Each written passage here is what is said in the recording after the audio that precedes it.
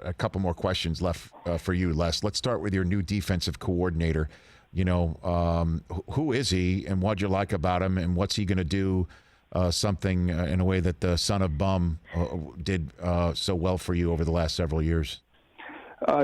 So first of all, Brandon Staley, right? Yep. Everybody should get to know Brandon Staley. One of the reasons Sean was very impressed with Brandon, and the initial, let's call it attraction, started with what Vic Fangio's done over his career at many different stops, wherever that was at.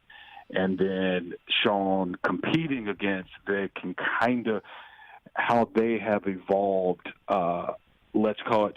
Hey, Vic back in the Harbaugh NFC West days, and I was a part of that. And it was some ground and pound going on. But now the NFL is spreading out a little bit. But to see Vic evolve and still be a very formative foe in terms of defensive football. So that DNA was very interesting, and Sean was curious to tap into it. And then once you meet Brandon, you sit and interview, and very similar to Sean, probably about 6 to 8 minutes into an interview, you realize, okay, wait a minute.